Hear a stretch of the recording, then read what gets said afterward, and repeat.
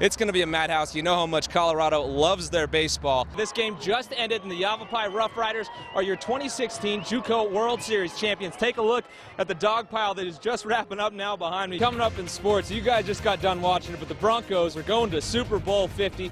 Adam, Lucas, and I are going to break down the game. There's still a lot of partying going on. You take a look behind me, you can see their fans all over the place down here. Thousands of Rockies fans still enjoying the opening day ceremonies. Really set the tone for what's to come. As you can see, all these fans over here as well. We got all the Sanjak fans that are loving this right now. Well, they had two quarterbacks, but that quickly changed after Peyton retired and Brock, well, I mean, he split for Houston. So if he keeps that up for the rest of the season, well, pretty soon everybody's going to be a Broncos fan. The whole city of Denver is just rocking the purple pinstripes. They traded in that orange and blue from the football season. We got Coach Colo here, one of the assistant coaches for San Jacinto. Going to ask you a couple questions here, Coach. First and foremost, championship Saturday, what was the message to the team prior to the game? So now we're going to look to continue to build on that success and turn their fortunes around at home, because the last time they were on this court, they lost to CSU Pueblo, something they don't do very often. Enough about those guys. Great. We're from Bronco country, so we're going to talk some Broncos, and then it falls on the defense's shoulders. And would you have it any other way if you're a Broncos fan? Playoffs? Don't talk about playoffs. Outscoring their opponents 175-12. Yeah, that is a real stat, people. And then we've also got TJ Shelton. We've been talking about him all week long. He is going for that elusive four-peat. Peyton coming back from the injury, helping to lead the team to a victory. You see that beautiful Bronco up there? That can only mean one thing. We are live at Sports Authority Field at Mile High out here in Denver. No sports, come on, man. Rain or shine, we keep playing. So in the top of the fifth, down two, it's Turtle Kalua Dutes from the 808 State. Go ahead and say aloha to that one. And just like that, Yavapai's on the board, and we've got a 2-1 ball game. But there's no panic in Judd. This kid could put out a fire with a gallon of gasoline, leading his team back down the field for the score. Bottom of the ninth, 2 outs and 2 on. It's Garrett Ball with a shot to win it.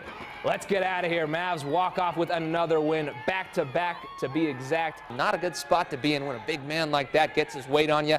He'd get the shoulder down, and that's all she wrote. Martinez wins it by pinfall. He didn't stop Gumber from doing his thing, though. We saw the 3 balls, so how about a little one-handed flush now? They'd add another, so it's 3-1 Mavs in the final minute of the first, and Jack Griffin's doing it all on his own. Flick of the wrist, and that one catches the back of the onion bag, so it's 4-1 Mavs. Something's got to give, and it did early in the second half.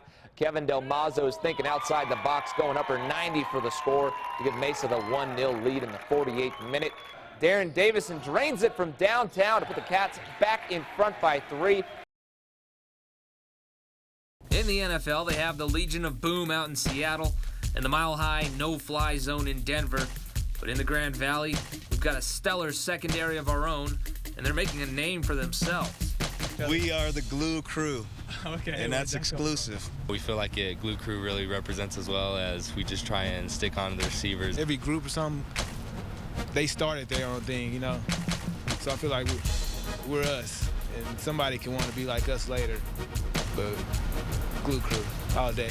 And that name is very fitting because this group has only allowed 4 passing touchdowns, the least in Division II football, and they've yet to give one up in the red zone, something no other defense in the country has done this year. We just love it. We just know that not many people can pass the ball on us. Even in practice, we just like the offense to know that this is the real deal on this side of the ball. On top of all that, they have 15 interceptions between the 4 of them. We're shut down, and so when the stats come to us, it's something that we know is right, you know, that we earned that. Did you ever really have any idea that the group like this could be that dominant? Yeah, we did.